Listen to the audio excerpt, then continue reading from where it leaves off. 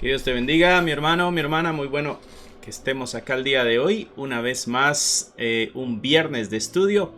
Esperando que el Señor hable a nuestras vidas a través del libro de Hechos. Ya llevamos varios viernes estudiando el libro de Hechos. Así que el día de hoy espero que tengas tu Biblia ahí a la mano. Que puedas tener una libretita, un lápiz, lapicero, lo que sea. Para que puedas ir tomando nota. Y que así juntos vayamos aprendiendo la palabra del Señor. El tiempo está cerca de que nuestro Señor venga, así que tenemos que estar preparados. Jesucristo dijo que estuviéramos alertas y preparados, porque no sabríamos el día ni la hora cuando el Señor aparecería. Así que Hechos, capítulo 5, el día de hoy vamos a continuar, verso 17 al 42, si Dios lo permite. Están ahí en tu pantalla los pasajes bíblicos, así que espero que los puedas alcanzar a ver. Estamos tratando de mejorar cada día nuestra forma de presentarnos, así que espero que sea de bendición para ti. Si lo ves en la televisión, yo creo que sí vas a poder de pronto a saber deja ver si puedo hacer más grande el tamaño de la letra. Creo que sí se puede hacer más grande. Vamos a ver.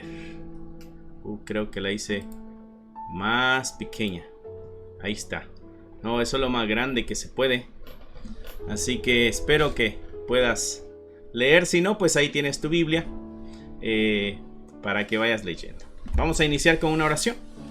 Padre, te damos gracias por el día de hoy. Gracias por la oportunidad que nos das de acercarnos a tu palabra. La oportunidad de leerla. Y te pedimos de que nos des la humildad de corazón para poder recibir el consejo que nos das a través de esta palabra escrita. Sabemos que necesitamos humildad para dejarnos enseñar. Así que ayúdanos, Señor, a que esto instruya nuestra mente, nuestro corazón. Y más que todo, danos el valor también para ponerlo por obra. Necesitamos poner por obra aquellas cosas que tú nos enseñas. Necesitamos imitar a aquellos grandes hombres y mujeres de la historia bíblica. Te lo pedimos en el nombre de Cristo Jesús. Amén, amén y amén. Este libro que estamos leyendo, el libro de Hechos, es un libro histórico. Así que teniendo eso en mente, sabemos de que la forma de interpretarlo es única. No es lo mismo con la ley de Dios o las cartas paulinas, por ejemplo, que son instrucciones claras y directas. Aquí tenemos que entender de que el escritor nos está contando una historia. Pero en esa historia nos está contando en Hechos la vida de la iglesia, cómo la iglesia se conducía en aquellos días, los problemas que tuvo que enfrentar, los problemas que tuvo que solucionar. Y es necesario que nosotros sepamos la historia de dónde venimos como iglesia para no cometer los mismos errores o para imitar los aciertos también. Así que necesario que nosotros conozcamos la historia, conozcamos su contexto teológico, conozcamos el contexto histórico, político, todo lo que pueda estar a nuestro alcance que nos ayude a dar una sana interpretación de los pasajes bíblicos. En estos estudios estamos tomando solo algunos puntos que pudieran servirnos o que van a servirnos en nuestro desarrollo espiritual como iglesia, así que no estamos profundizando mucho en cada uno de los pasajes, pero sí estamos aprendiendo lo que el Señor pudiera estarnos exigiendo como iglesia, más que todo en estos tiempos donde hay, bueno, siempre ha habido persecución a la iglesia, así que es necesario que veamos cómo enfrentaron ellos la persecución. Este pasaje habla de otro episodio de persecución en la iglesia. Tú sabes que la iglesia desde sus principios tuvo que enfrentar eso. Y Jesucristo dijo: en el mundo tendréis aflicción. Así que la iglesia está advertida de que la persecución es parte de su vida acá en la tierra. Pero bueno, vamos... capítulo 5, verso 17 de Hechos, dice: entonces, levantándose el sumo sacerdote y todos los que estaban con él, esto es, la secta de los saduceos, se llenaron de celos y echaron mano a los apóstoles y los pusieron en la cárcel pública. Mas un ángel del Señor, abriendo de noche las puertas de la cárcel y sacándolos, dijo: id, y puestos en pie en el templo, anunciad al pueblo todas las palabras de esta vida. Y habiendo oído esto, entraron de mañana en el templo y enseñaban. Primer sección que nos instruye la palabra de Dios, nos muestra el poder sobrenatural de Dios en esta protección de la iglesia. Recuerda que la iglesia aquí en Hechos, al menos en el capítulo que vamos, es un grupo que apenas está expandiéndose, ¿no? Esta es la pequeña semilla de mostaza que fue sembrada en un huerto y comenzó a crecer y a crecer hasta llegar a ser un árbol grande donde sostuvo las aves del cielo. Este es el poquito de levadura que fue escondido entre la masa y leudó toda la masa, ¿no? Así es como Jesucristo dijo que el evangelio iba a expandirse. Así que aquí está, diríamos, todavía ese pequeño grano de mostaza, pero que está creciendo y expandiéndose. Dice aquí algo que sucede con los principales, con la autoridad de aquel entonces. Dice que se llenaron de celos. ¿Por qué? Porque la gente está escuchando el mensaje de la verdad de los evangelios. Siempre el que está en autoridad, que ha mantenido engañado al pueblo, mi hermano, mi hermana, cuando la verdad comienza a exponerse de forma pública y gratuita, los celos atacarán a algunos. Así que por lo regular siempre atacan a aquellos que no están buscando la verdad, porque aquel que busca la verdad se goza cuando muchos quieren conocer la verdad, pero cuando tenemos a un pueblo engañado y manipulado, no nos gusta que sepan la verdad. Así que primer punto que podemos ir echando a nuestra bolsa el día de hoy es de que si tú estás entre los que están proclamando la verdad de Dios, mi hermano, ten por seguro de que los celos a algunos les atacarán, porque es muy fácil y es muy remunerado el tener a un pueblo en ignorancia. Así que es necesario que conozcamos y que lo que conozcamos nosotros lo demos a conocer. El sumo sacerdote, a la máxima autoridad en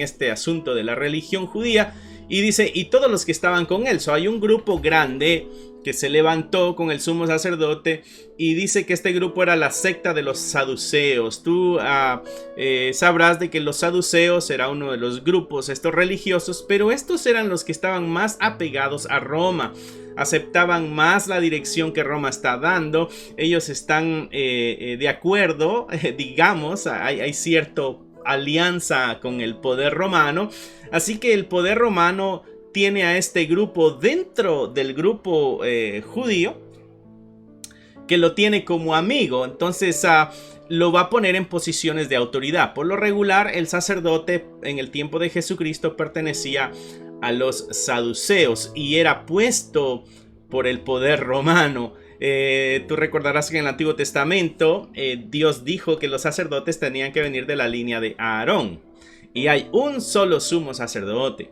y cuando éste muere hay otro sacerdote que es el que toma la posición de este que murió. pero siempre existía solamente uno. En el tiempo de Jesucristo habían dos sumos sacerdotes. Eso quiere decir de que ya el orden que Dios había dado no iba de acuerdo a lo que el Señor había indicado allá en Éxodo, cuando le está dando a Moisés la forma en que va a funcionar el templo y la tribu de Leví y todos ellos para el servicio de los rituales y todo lo que conlleva la adoración. Así que para este entonces ya sabemos de que el poder religioso ya está corrupto. Por eso hay celos. Cuando el poder está corrupto van a haber celos. Dice, y echaron mano de los apóstoles y los pusieron en la cárcel pública. Mas un ángel del Señor, y aquí viene el milagro del Señor, verso 19, abriendo de noche las puertas de la cárcel y sacándolos, les da una instrucción. Aquí viene un acto sobrenatural de nuestro Dios en apoyo a esta pequeña semilla de mostaza que está empezando a brotar y se va a convertir en un árbol frondoso. Esa la encuentras allá en el Evangelio de Lucas, cuando él está hablando, refiriéndose así en cuanto al reino de los cielos. Es como un pequeño gran semilla de mostaza, ¿no? Dice, mas un ángel del Señor abriendo de noche las puertas de la cárcel y sacándolos, dijo, id y puestos en pie en el templo, anunciad al pueblo todas las palabras de esta vida. Y les da una instrucción, les da libertad, pero les da una instrucción, el porqué de la libertad. ¿Por qué Dios intervino en lo que está pasando con los apóstoles? Es porque esto es parte del propósito. El propósito es de que se anuncie la verdad. Cuando vino la liberación de parte de este ángel para con los que están prisioneros, es para que continúen la obra del Señor. Siempre que Dios meta la mano en la historia de tu vida, mi hermano, haciendo cosas grandiosas y maravillas, hay un propósito, y el propósito siempre apunta a la expansión del reino de Dios. Así que cuando el Señor haga un milagro en tu vida, ten en mente de que espera que eso beneficie a la expansión del reino de Dios. Al menos eso es lo que yo entiendo cuando Dios pone la mano en la vida de alguien acá en la tierra de una forma sobrenatural. Es para que sigamos trabajando en la obra.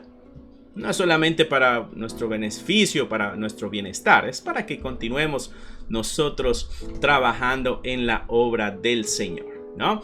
Así que este ángel hace de una forma milagrosa, lo saca y les da una instrucción. Vayan, dice, y no solo vayan y prediquen el evangelio, les da una instrucción bien clara. Y dice, y puestos en pie en el templo, anunciad al pueblo todas las palabras de esta vida.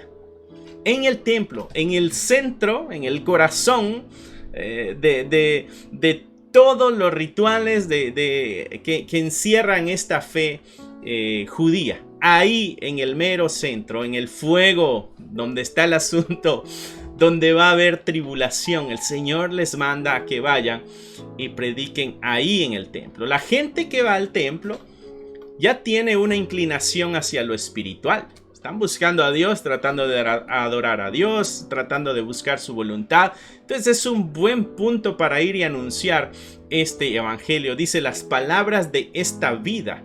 El término que usa el ángel aquí para dejarles saber a los apóstoles de qué trata el mensaje del evangelio. Bueno, trata de vida. Verso 21. Habiendo oído esto, entraron de mañana en el templo y enseñaban. En el verso 21 nos muestran la obediencia de estos apóstoles. Fueron liberados, fueron encarcelados porque ellos están predicando el evangelio. Fueron liberados para que continúen predicando el evangelio. Y ya que están libres, se van a predicar el evangelio.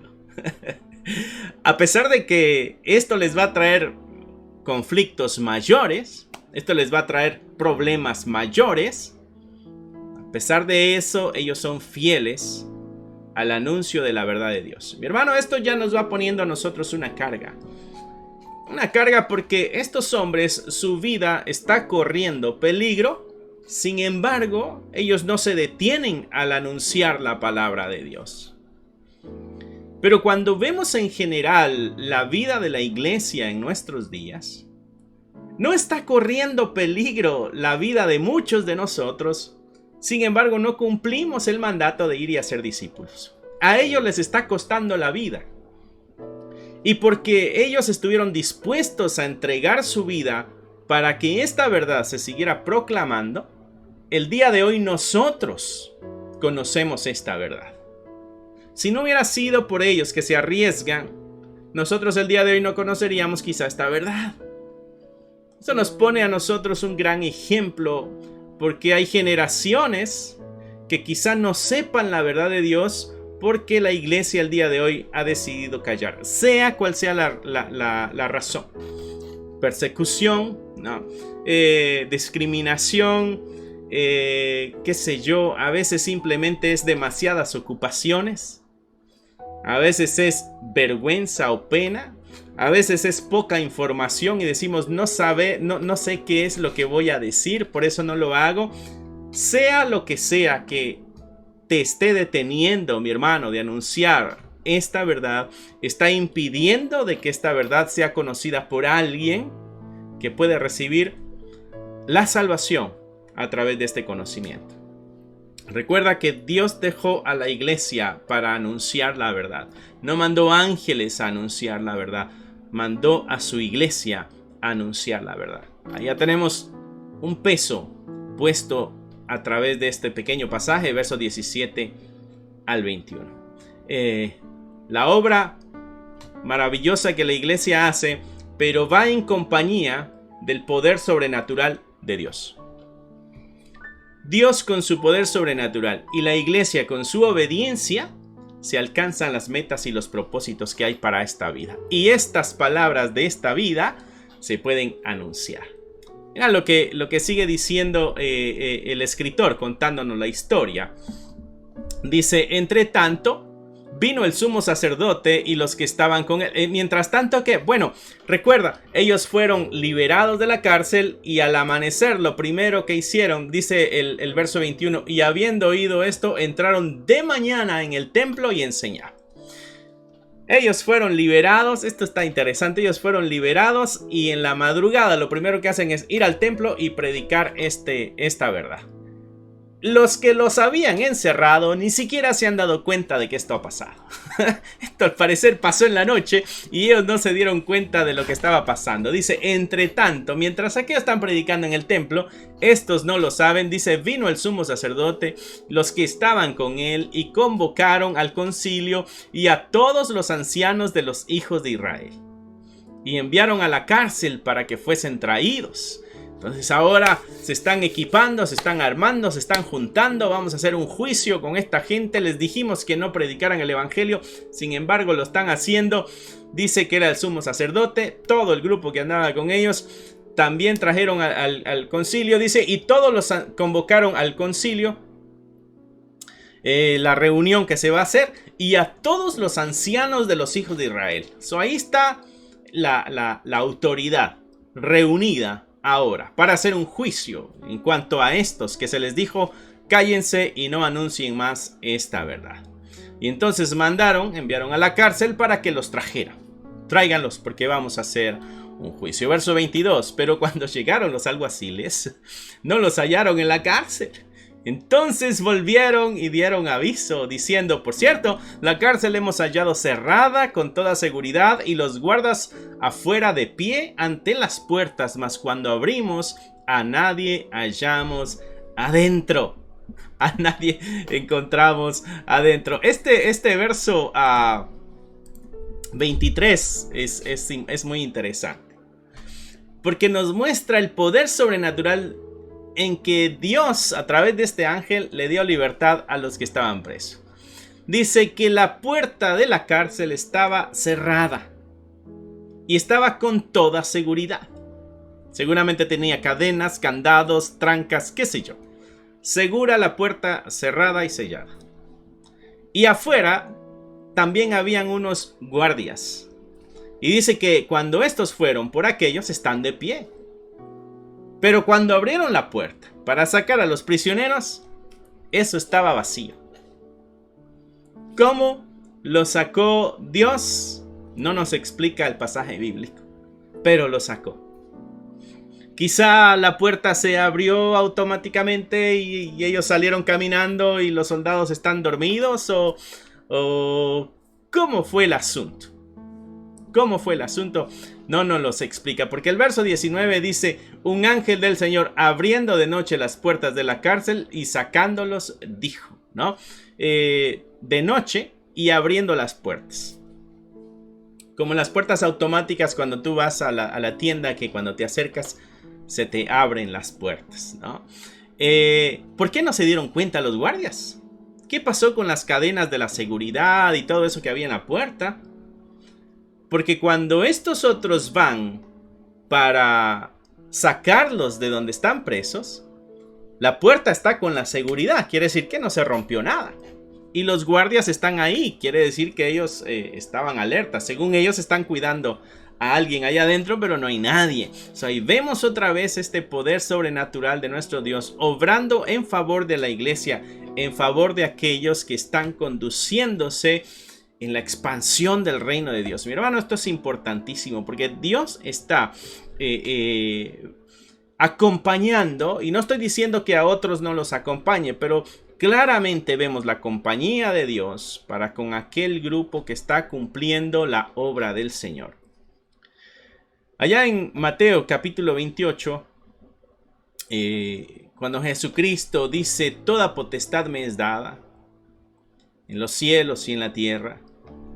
Por tanto, Jesucristo dice: yo estoy en autoridad de todo, y como yo estoy en autoridad de todo, y en ese todo entra el creyente, Jesús está diciendo: como yo estoy en autoridad de tu vida, yo te doy esta orden: id y haced discípulos.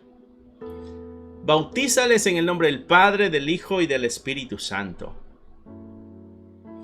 Y enséñales todas las cosas que yo os he enseñado. Esto es clave.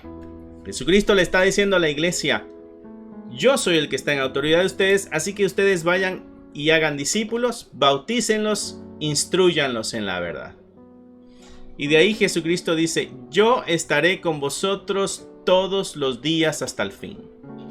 ¿A quién le está hablando Jesús con los cuales va a estar todos los días hasta el fin?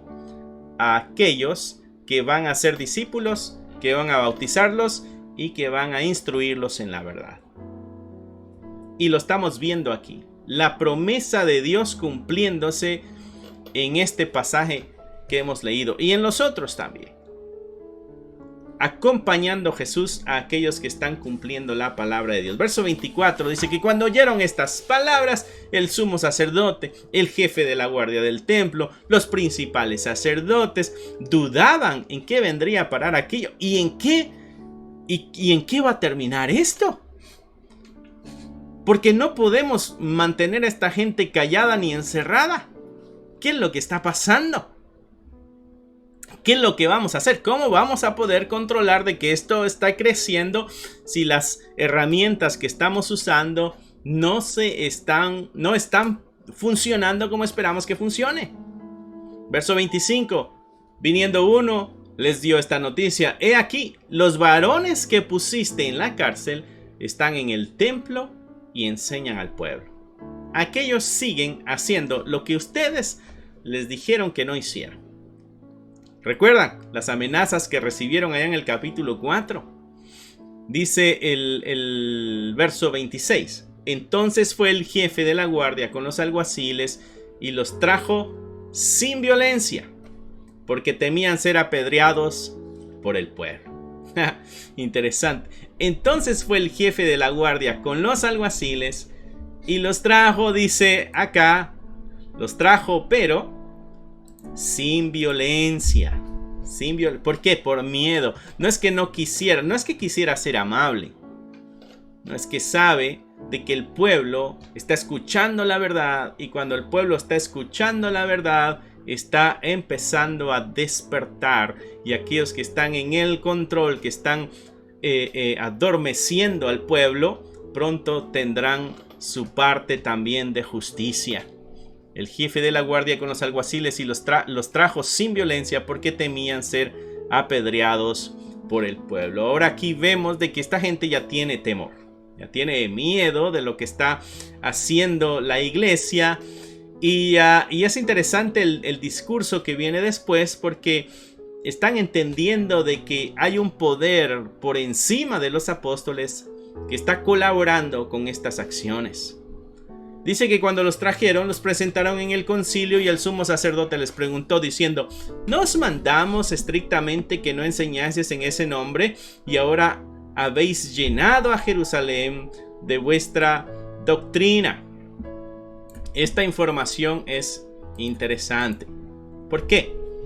Porque esto nos ayuda a ver hasta dónde ha alcanzado el mensaje del evangelio. Ellos, la expresión que usan es: habéis llenado a Jerusalén de vuestra doctrina. Quiere decir de que ya mucha gente en Jerusalén ya estaba informada de esta verdad. ¿Recuerdas en la predicación que hace Pedro, su primer predicación, que se convirtieron como 3,000?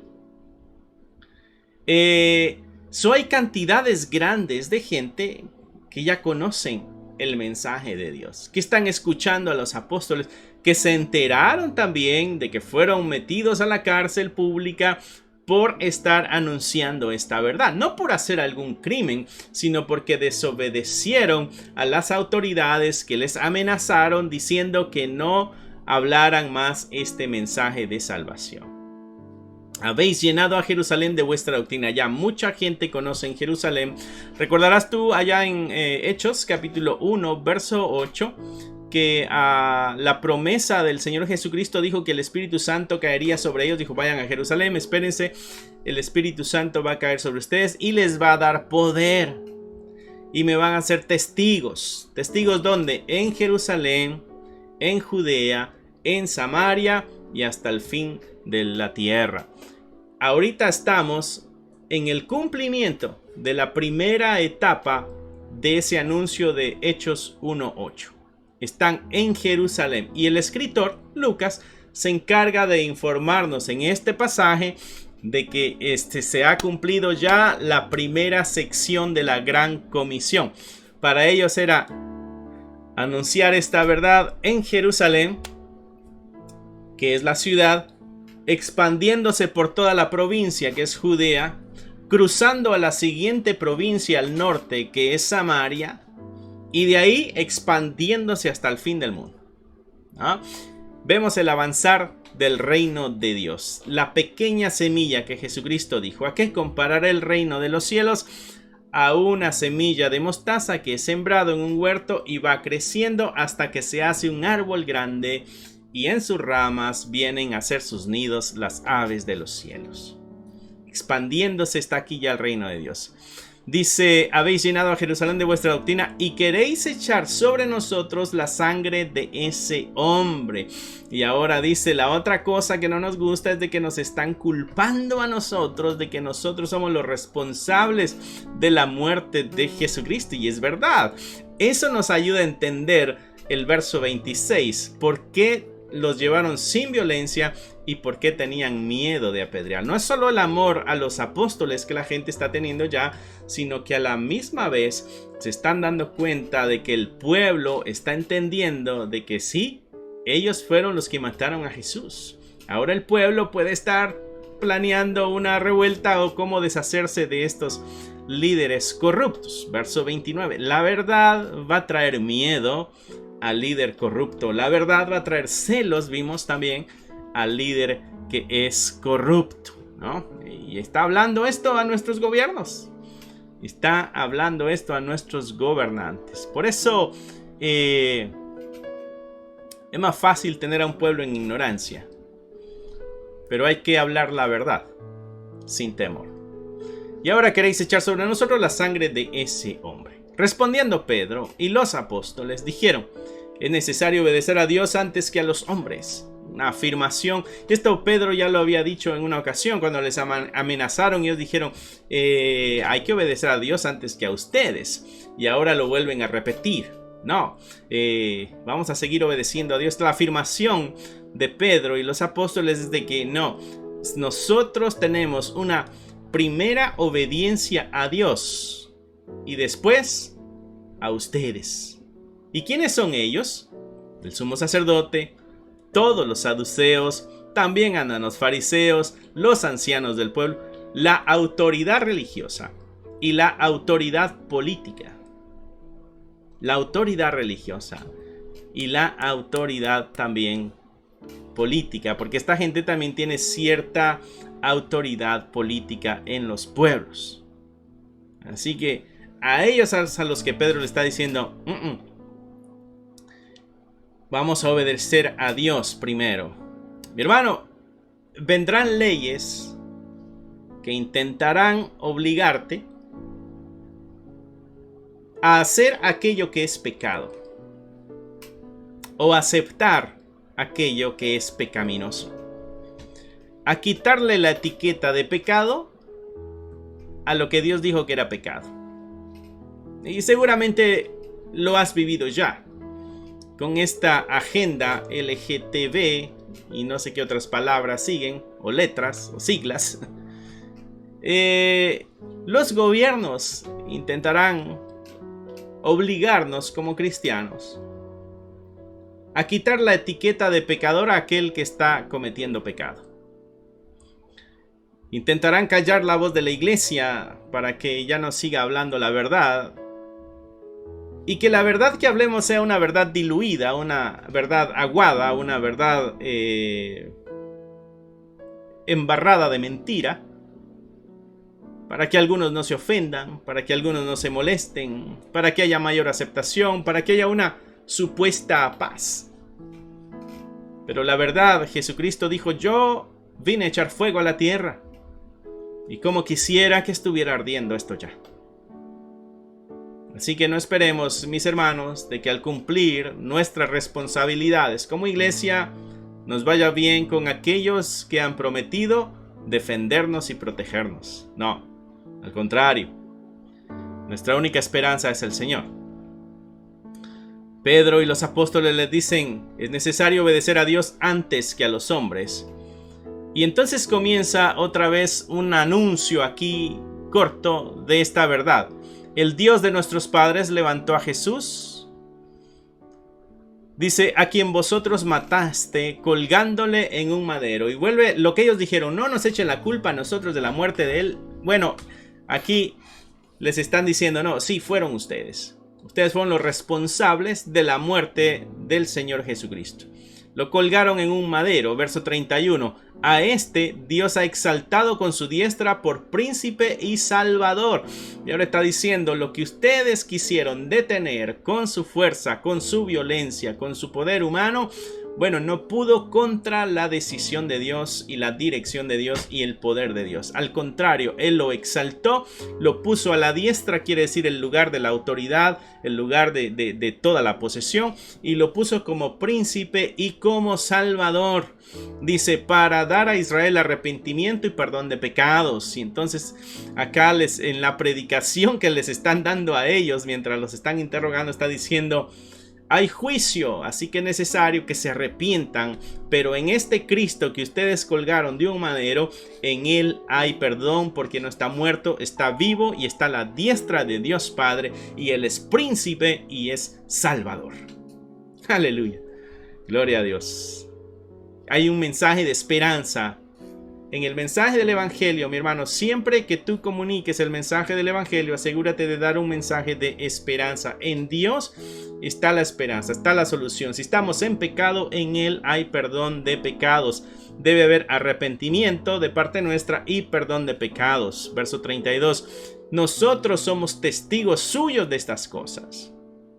Esto no es algo que nos contaron, dice Pedro y los apóstoles. Nosotros lo vimos con nuestros ojos. Vimos cómo ustedes lo crucificaron. Vimos cómo ustedes lo juzgaron injustamente. Vimos cómo ustedes le quitaron la vida humana, pero no sabían que era el mismo Dios hecho carne habitando entre nosotros, como lo había avisado desde 700 años antes el profeta Isaías. Emmanuel, Dios con nosotros. Lo levantó al tercer día el Señor. Estuvo entre nosotros presentándose por 40 días con pruebas indubitables, dice Lucas, o sea que pruebas que no se pueden negar, evidencias que no se pueden esconder. Y ese príncipe y salvador pronto vendrá también a hacer juicio. Así que el mensaje para ellos es: arrepiéntanse porque hay perdón de pecados. Nosotros somos testigos ¿de qué? Somos testigos no solo de la muerte de Cristo, sino testigos de la resurrección de Cristo, sino también testigos del Dios que lo recibió en las nubes a este Cristo. Somos testigos también de que realmente existe perdón de pecados. Ellos están también a la misma vez dando a conocer de que sus pecados han sido perdonados. Son personas que ya no llevan la culpa, porque la culpa se la llevó el Señor en la cruz. Y no solo ellos, sino que ahora ponen a alguien que es mucho más importante en la cuestión de testigo. Dice también el Espíritu Santo, el cual ha dado Dios a los que le obedecen. Y luego tira este anuncio grandísimo: el que obedece el mensaje del Señor, se arrepiente y sus pecados son perdonados, el Señor le da el Espíritu Santo. Y ese Espíritu Santo en este nuevo creyente lo convierte en testigo de que hay perdón de pecados. ¿Eres tú un testigo, mi hermano o mi hermana, de que Dios realmente perdona pecados? ¿Te sientes tú perdonado? ¿Te ves a ti mismo o a ti misma como alguien que Dios ha perdonado? ¿O todavía tu conciencia te sigue señalando? Juan, en una de sus cartas, dice que si confesamos nuestros pecados, Él es fiel y justo para perdonarnos y limpiarnos de toda maldad. Si tú has confesado tus pecados, la promesa en ese pasaje es de que el Señor te los ha perdonado y te ha limpiado. Quizá no te sientas limpio o limpia, pero el que tú no te sientas no niega la realidad de la promesa de Dios. Así que si tú te sientes todavía sucio de ese pecado que Dios ya prometió haber perdonado, ese es un asunto que tú tienes que arreglar, porque tú tienes que confiar en la palabra de Dios.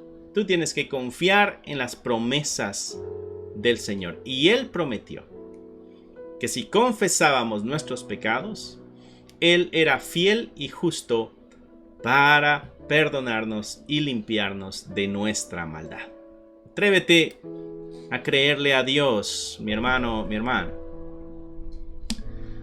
La promesa que nos da también la Escritura es de que una vez que tú y yo hemos conocido esta verdad, nos hemos sometido a este señorío del Señor, Él nos sella con alguien que es el Espíritu Santo. Y acá Pedro seguramente es el que está hablando y dice: nosotros somos testigos suyos de estas cosas, y también el Espíritu Santo es testigo, el cual ha dado Dios a los que le obedecen. Es el regalo de Dios al que le obedece el Espíritu. ¿Tienes tú al Espíritu en ti, mi hermano? Bueno, si tú eres aquella persona que ha tomado el compromiso de seguir a Jesucristo en obediencia, en amor, rindiendo tu vida, negando nuestra vida, muriendo a nosotros mismos, la promesa es de que el Espíritu Santo habita en nosotros. Así que si tú tienes al Espíritu Santo, qué gozo, mi hermano, debe haber en tu corazón. Verso 33. Ellos, oyendo esto, se enfurecían y querían matarlos. Mira el deseo del corazón del pecador. Cuando las cosas se salen de control de aquel que siempre ha tenido el control, aparecen estos deseos diabólicos. Porque este deseo de quitarle la vida a alguien que es hecho a la imagen y semejanza de Dios no puede venir de un cristiano. No, estos deseos vienen del mismo infierno. Querían matarlos, quitarle la vida. Se enojaban al sentirse señalados y culpables. El pecador se siente culpable y señalado, y en vez de buscar el perdón y el arrepentimiento, busca mejor destruir a aquel que le está haciendo ver su pecado. ¿Te molestas tú, mi hermano o mi hermana, cuando te hacen ver tu pecado? ¿Te enoja que te hagan ver la necesidad que tienes de ser perdonado o perdonada? Porque cuando alguien nos ayuda a ver de que estamos en pecado, o al menos esto es lo ideal en la Escritura, que nosotros vayamos con Dios y pidamos perdón. Así como David, cuando el profeta le hace ver que está en pecado, pide perdón a Dios. Y Dios perdona. Pero si nuestro primer deseo es callarle la boca a aquel que nos está haciendo ver nuestro pecado, ahí algo anda mal en nuestro corazón. Porque nuestro corazón debe estar deseoso de honrar a Dios y de amar a Dios. Y nuestro corazón, cuando se entera de que está mal, debe correr a Dios a pedir perdón. Así que, si alguien te ayuda, mi hermano o mi hermana, te ayuda a hacerte ver de que estás en pecado, no le odies, sino corre a Dios y pide perdón. Si no, te verás igual que estos, que en vez de cambiar la vida de pecado, prefieren callar la boca de aquellos que le ayudan a ver que están en una necesidad grande. Verso 34, entonces levantándose en el concilio un fariseo llamado Gamaliel, era un doctor de la ley, era alguien importante, alguien conocido, alguien respetado por la sociedad, dice que era venerado de todo el pueblo. Mandó que sacasen fuera por un momento a los apóstoles. Entonces, una persona importante en cuanto a la instrucción de la ley de Moisés, de la religión judía. Todo el pueblo lo respetaba. Entonces de pronto tenía mucho peso lo que este hombre pudiera decir. ¿Sabes? La buena reputación pone peso en las palabras. Asegúrate de tener buena reputación, mi hermano, mi hermana, para que tus palabras tengan peso. Y el día de mañana quizá des un consejo que salve muchas vidas. Mira el consejo que da aquí Gamaliel, doctor de la ley, venerado por todo el pueblo, verso 34 estoy leyendo. Mandó que sacasen fuera por un momento a los apóstoles. Vamos a hablar de este asunto, pero pídanle a ellos que se vayan, por favor. Verso 35. Luego dijo: varones israelitas, mirad por vosotros lo que vais a hacer respecto a estos hombres. Y es importante lo que este hombre va a decir, mi hermano. Vamos a tratar de analizar un poco las palabras de Gamaliel. Le habló a ellos y les dijo: es necesario que meditemos bien, o mediten qué es lo que van a hacer. Y él da sus razones. Dice, porque antes, verso 36, porque antes de estos días se levantó Teudas diciendo que era alguien, o sea, un famoso Teudas diciendo que era alguien importante. Este se unió a un número como de 400 hombres. O sea, juntó a un buen grupo de personas, dando doctrinas y enseñanzas. Pero él fue muerto, o sea, le quitaron la vida a Teudas. Y estos 400 hombres que le seguían, dice, y todos los que le obedecían, fueron dispersados y reducidos a nada. Le quitas la cabeza al líder y las ovejas se desparraman. Esa es la regla de siempre. Quítale la cabeza al pastor y las ovejas se desparraman. Es lo que quisieron hacer con Jesucristo. Le quitan la cabeza a Jesucristo, sus seguidores se desparraman, pero no fue así. Dice el verso 37, después de este Teudas, se levantó otro de Galilea llamado Judas. Y eso sucedió en los días del censo. Llevó en pos de sí a mucho pueblo, pereció también él, y todos los que le obedecían fueron dispersados. Hay dos ejemplos. Gamaliel trae dos ejemplos de la historia reciente: Teudas y Judas el Galileo. Estos juntaron pueblo, traían una doctrina, una enseñanza, quizá en contra del poder romano, por eso les quitaron la vida, quizá en contra de los mismos judíos o fariseos y ellos mismos le quitaron la vida. No hay una explicación clara y no hay mucha información en la historia en cuanto a estos dos personajes, pero Lucas se encarga de contarnos de dónde nace el consejo de Gamaliel. Gamaliel ve la historia reciente y llega a algunas conclusiones. En Teudas se mató al líder y los 400 ya no siguieron lo que habían creído. Judas se mató a Judas y los que le seguían tampoco continuaron. Fueron dispersados, dice el final del 37, verso 38. Ahora os digo, apartaos de estos hombres y dejadlos, porque si este consejo o esta obra es de los hombres, se va a desvanecer. ¿Por qué? Porque ya mataron a Jesucristo. Si esto es un asunto movido por un alguien llamado Jesús, un ser humano cualquiera, y los seguidores igual, bueno, Jesús ya murió, entonces esto se va a desintegrar en cualquier momento.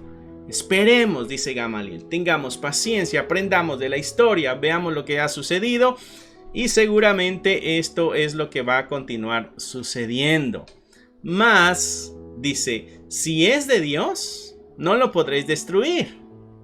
No seáis tal vez hallados luchando contra Dios.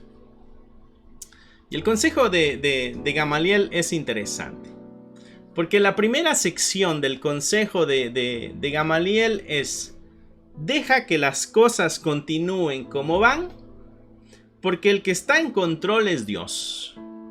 El que está en control es Dios, y si esto es algo bueno, pues entonces va a seguir avanzando. Si es algo malo, se va a destruir, porque Dios es el que está en control de la historia. Pero la primera parte del consejo a nosotros nos pone una práctica muy común que tenemos como humanos. Si Dios dijo que iba a pasar, entonces va a pasar. Yo simplemente espero y dejo que suceda. Y si Dios dijo que no iba a pasar, aunque yo me esfuerce y luche, no va a pasar, así que mejor simplemente dejo que suceda. En la historia de la iglesia, hubo un tiempo donde la iglesia no evangelizó. Hubieron algunos grupos específicos que no evangelizaron. Porque Dios es el que los atrae a su iglesia, entonces no hagamos nada. De todas maneras, Dios los va a atraer, porque Él va a atraer a sus hijos a la iglesia. Pero la segunda parte del consejo de Gamaliel nos deja claro de que Dios obra a través también de la intervención de los humanos. Si es de Dios, no lo podremos destruir, no sea que tal vez nos encontremos hallando luchando contra Dios. Tú y yo, mi hermano, somos partícipes, copartícipes de lo que Dios está haciendo.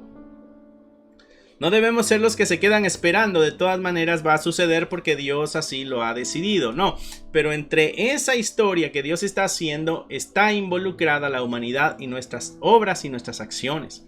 Así que nosotros somos parte también de lo que está sucediendo, ¿no? No dejemos responsabilidades. No dejes, según tú, a que Dios haga todas las cosas y tú no haces nada. No, tú y yo tenemos que hacer algo. Tú y yo tenemos que hacer algo en esta vida. Y ese es el consejo de Gamaliel. El consejo de Gamaliel es: Dios está en control, no hagamos nada. Lo que va a pasar y lo que no va a pasar no va a pasar.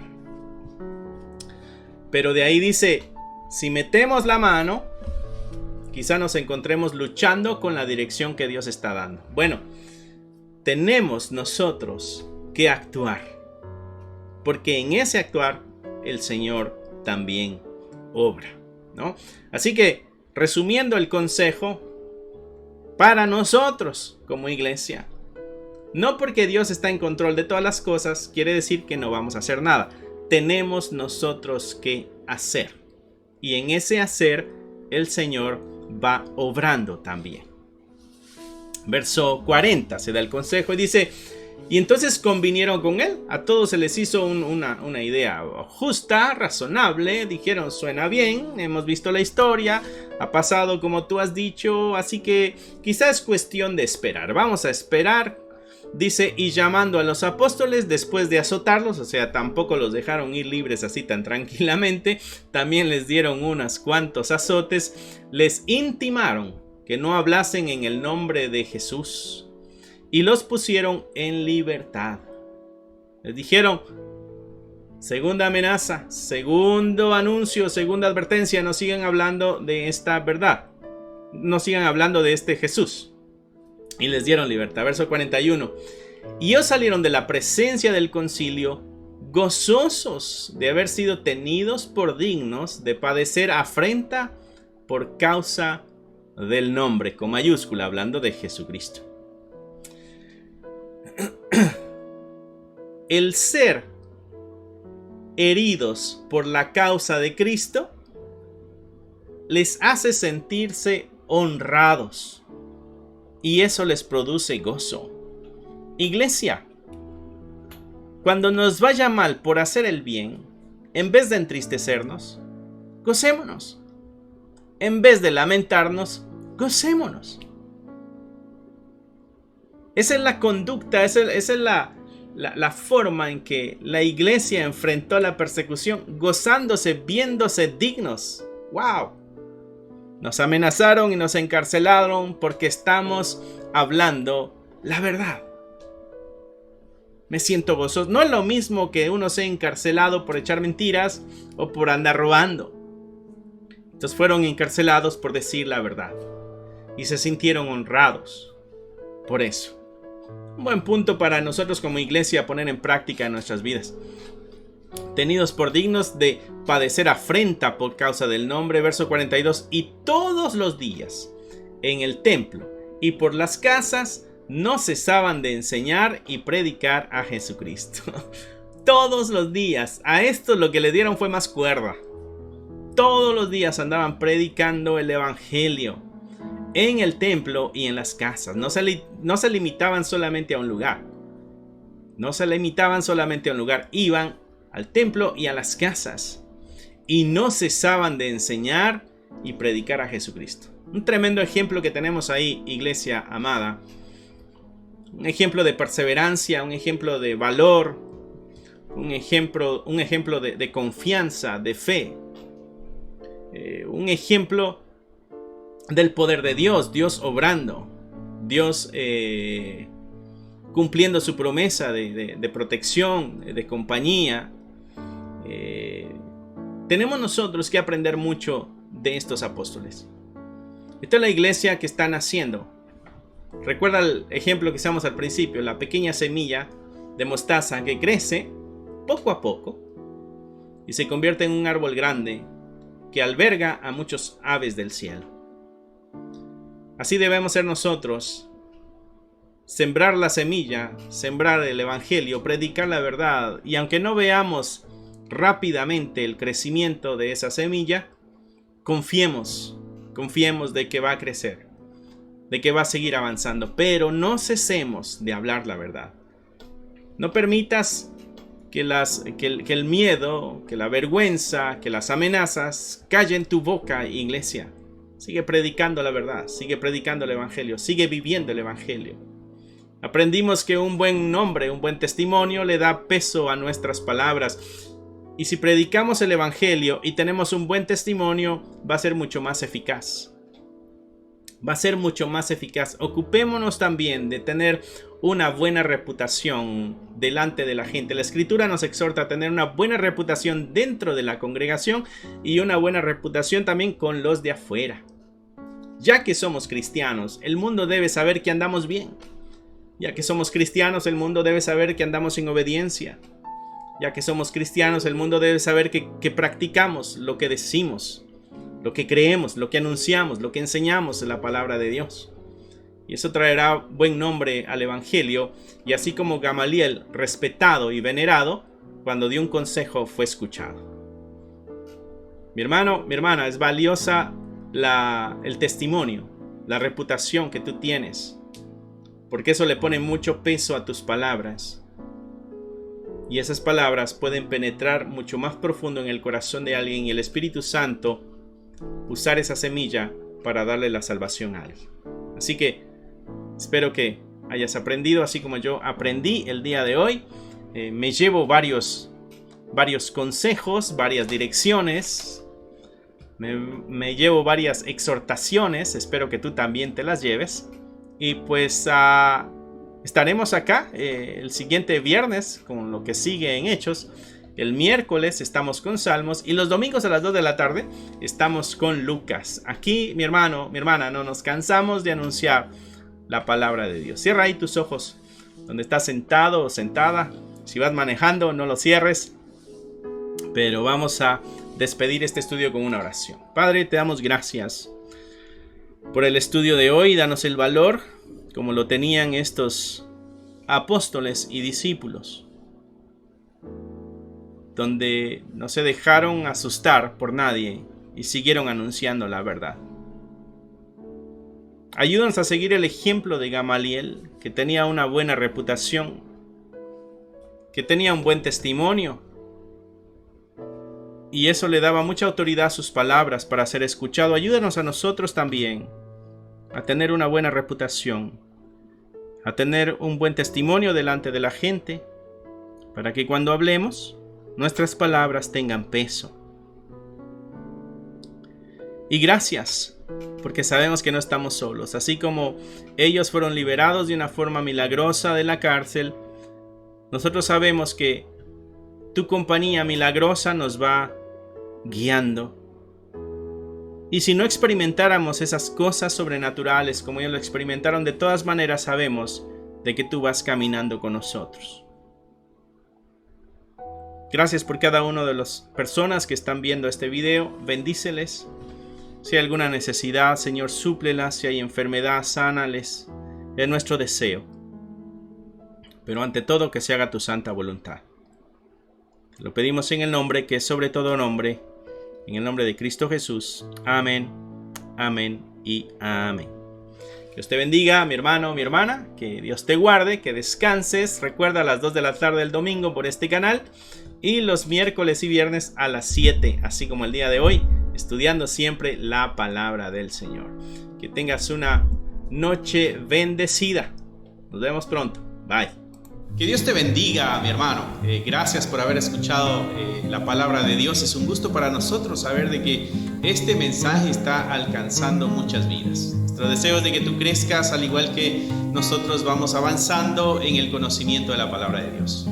Si a ti te gustaría ser parte de este ministerio y ayudarnos de una forma económica, aquí abajo hay un link que te dirigirá a la página de PayPal y tú podrás hacer ahí tus donaciones si es que así lo quieres, si es que así el Señor ha puesto en tu corazón. Otra forma en que tú nos puedes ayudar también es a través de tus oraciones. Necesitamos de tus oraciones. Somos la Iglesia de Cristo y la Iglesia de Cristo siempre está bajo ataque. Necesitamos de tus oraciones. Así que gracias una vez más. Es un gusto poder saber de que somos útiles para tu vida espiritual en este caso. Bendiciones y esperamos en Dios vernos pronto. Bye.